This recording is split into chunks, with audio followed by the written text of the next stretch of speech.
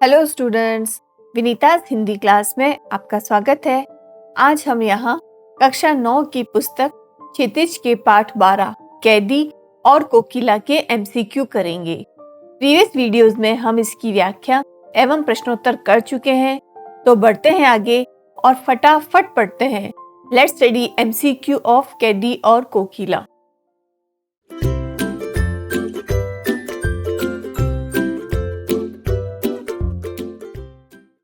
पहला प्रश्न, कवि ने अंग्रेजी शासन को किसके समान बताया? सुबह, उम्मीद की किरण, अंधकार के या प्रकाश के? सही उत्तर होगा अंधकार के। अगला प्रश्न, प्रस्तुत कविता में कवि जंजीरों को क्या बताता है? रुकावट, गहना, परेशानी का कारण या फिर मुसीबत? आंसर होगा गहना। अगला प्रश्न, कवि को क्या चीज गाली के समान लगती है? कोयल की आवाज, हथकड़ी, जंजीर या पहरे का बिगुल? उत्तर है पहरे का बिगुल। नेक्स्ट क्वेश्चन, कवि ने अपनी काल कोठरी, टोपी और कंबल को कैसे बताया है? काला, चमकीला, सफेद या लाल? आंसर है काला। अगला प्रश्न, पूरी कविता में कवि किसके माध्यम से अपने मन के उद्गार प्रकट कर रहा है? गांधी जी, चांद के, अपनी कविता के या कोयल के? इसका आंसर होगा कोयल के। अगला प्रश्न, कवि कोयल से क्या जानना चाहता है?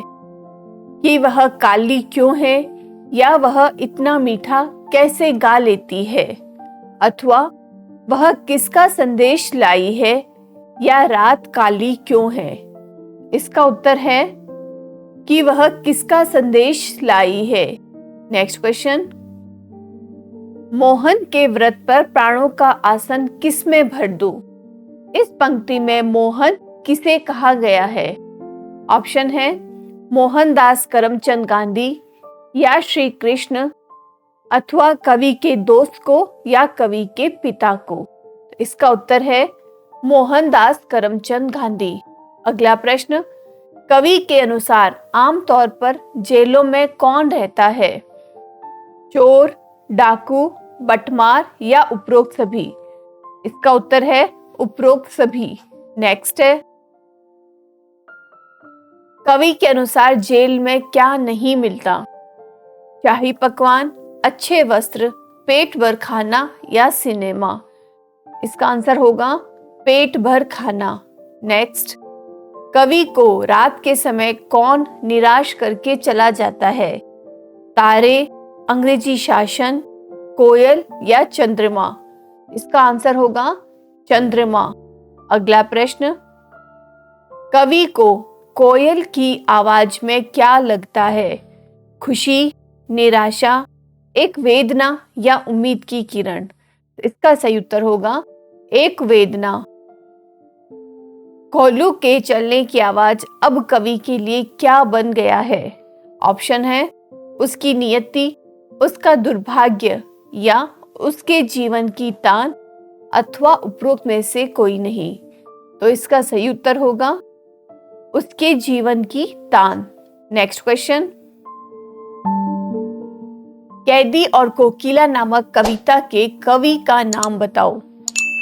माखनलाल चतुर्वेदी, जयशंकर प्रसाद, सुमित्रा नंदन पंत या सूर्यकांत त्रिपाठी निराला? आंसर है माखनलाल चतुर्वेदी। अगला प्रश्न, कवि के अनुसार आधी रात को कोयल क्यों बावली हो गई? कवि को वह जेल में देखकर परेशान है इसलिए, या वह रास्ता भूल गई है, अथवा शायद उसने जंगल में लगी आग देख ली, या बारिश होने के कारण? इसका आंसर होगा कि शायद उसने जंगल में लगी आग देख ली। नेक्स्ट क्वेश्चन, कवि के अनुसार कोयल किसके बीज बो रही है? फूट के, प्यार के, अंग्रेजी शासन के विरुद्ध विद्रोह के, अथवा निराशा के? इसका आंसर है अंग्रेजी शासन के विरुद्ध विद्रोह के। अगला प्रश्न, आली का क्या अर्थ होता है? ऑप्शन है भंवरा, सखी, कली या गीली। तो इसका सही उत्तर होगा सखी। अगला प्रश्न, कवि ने कोयल की हरियाली डाली की तुलना स्वयं की किस चीज से की है? हथकड़ी से, जंजीर से, जेल की काली कोठरी से अथवा कोल्हू से? आंसर होगा जेल की काली कोठरी। अगला प्रश्न, प्रस्तुत कविता में कोयल और कवि के जीवन में मूलभूत क्या अंतर है?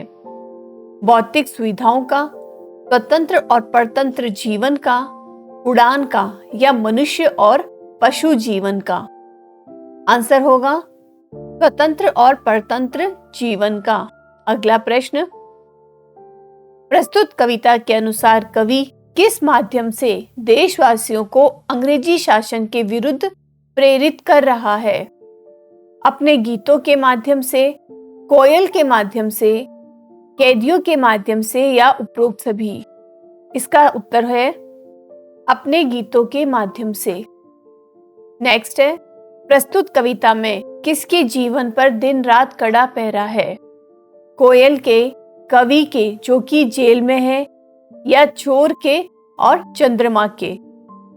उत्तर होगा इसका कवि के जो कि जेल में है। अगला प्रश्न, कवि ने कहां पर भारत की स्वतंत्रता के गाने लिखे हैं? दीवारों पर, कागज पर, दिल पर या मिट्टी पर? आंसर होगा मिट्टी पर। नेक्स्ट, कवि दिन रात ब्रिटिश शासन का अत्याचार सहन करते हुए क्या महसूस करता है? कि वह ब्रिटिश शासन की अकड़ कम कर रहा है, या वह अब अत्याचार सहते सहते थक गया है, या कोयल भी उसके साथ अत्याचार सहन कर रही है, या उपरोक्त में से कोई नहीं? इसका उत्तर होगा कि वह ब्रिटिश शासन की अकड़ कम कर रहा है। नेक्स्ट है, काला रंग किस चीज का प्रतीक है? रात का, भेदभाव का, शोषण का या दुख और अशांति का? उत्तर है दुख और अशांति का। नेक्स्ट क्वेश्चन, हिमकर निराश कर चला में हिमकर कौन है? अंग्रेज जेलर, सर्दी, चंद्रमा या कवि का साथी? आंसर होगा चंद्रमा। अगला प्रश्न, कवि की कालिमामयी सखी कौन है? श्यामा, कोयल, भंवरी या रात? उत्तर है इसका कोयल। नेक्स्ट क्वेश्चन, कवि ने कोयल के लिए किस विशेषण का प्रयोग किया है? दावानल सी, वेदना सी, मृदुल वैभव की रखवाली सी या ज्वालाओं सी?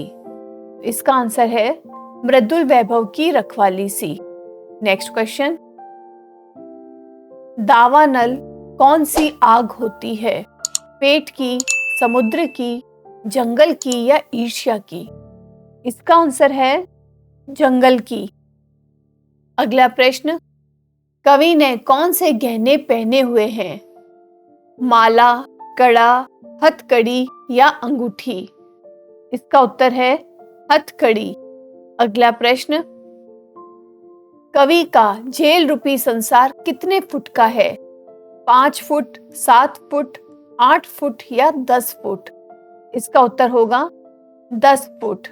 नेक्स्ट, कवि का हृदय क्या कर रहा है? रो रहा है, रणभेरी बजा रहा है, सो रहा है या निरुत्साहित है? इसका उत्तर होगा रणभेरी बजा रहा है। नेक्स्ट क्वेश्चन, कवि ने विदेशी शासन की तुलना किससे की है? यम से, तम से, गम से या भ्रम से? आंसर है तम से। अगला प्रश्न, कवि किसके काले घेरे में बंद है? कनात के, कायनात के, दीवार के या जज्बात के? उत्तर होगा दीवार के। नेक्स्ट क्वेश्चन, कवि के लिए गुनाह क्या है? गीत गाना, हंसना, खामोश रहना या रोना? इसका आंसर होगा रोना। अगला प्रश्न, कवि ने कोयल के स्वर में किसके स्वर की कल्पना की है? दुर्गा के, सरस्वती के, लक्ष्मी के अथवा भारत माता के? तो इसका उत्तर है भारत माता के। अगला प्रश्न, क्रांतिकारियों ने किस उद्देश्य से कारागार जाना स्वीकार किया? चोरी करने के, स्वतंत्रता प्राप्ति के, रोजगार के या इनमें से कोई नहीं? इसका उत्तर है स्वतंत्रता प्राप्ति के। अगला प्रश्न, अंधेरी रात में कोयल का गान सुनकर किसकी चेतना आंदोलित हो उठती है? ऑप्शन है महात्मा गांधी की, कवि की, ब्रिटिश सरकार की या भारतीय जनता की? सही उत्तर है कवि की। नेक्स्ट क्वेश्चन, कवि ने जेलों की दुर्दशा वर्णन करते हुए लोगों को क्या करने का आह्वान किया है? विद्यालय जाने का, क्रांति करने का, युद्ध करने का या गीत गाने का? आंसर होगा क्रांति करने का। नेक्स्ट क्वेश्चन, अंग्रेजी सरकार स्वतंत्रता सेनानियों के साथ अपराधियों सा व्यवहार क्यों करती थी? क्योंकि वे उन्हें जड़ से उखाड़ देना चाहती थी, या वे उन्हें अपना गुलाम समझते थे इसलिए, अथवा क्योंकि स्वतंत्रता सेनानी उनका विरोध करते थे, या उपरोक्त सभी? इसका सही उत्तर होगा उपरोक्त सभी। नेक्स्ट क्वेश्चन, कैदी और कोकिला में कवि की भाषा कैसी है? संस्कृत निष्ठ, बोलचाल की खड़ी बोली, अवधी भाषा का प्रयोग या परंपरागत भाषा? आंसर होगा बोलचाल की खड़ी बोली। नेक्स्ट है, माखनलाल चतुर्वेदी की रचनाएं किस भावना से युक्त है? राष्ट्रीय भावना से, जातिवाद की भावना से, सांप्रदायिक भावना से या उपरोक्त में से कोई नहीं? इसका आंसर होगा राष्ट्रीय भावना से। तो स्टूडेंट्स, इन एमसीक्यू के बाद यह पाठ यहाँ समाप्त होता है। अगले वीडियो में अगले पाठ के साथ हम फिर मिलेंगे। तब तक हमसे जुड़े रहिए, वीडियोस को लाइक और शेयर करें और चैनल लेट्स स्टडी को सब्सक्राइब करना ना भूलें। Thank you and all the best.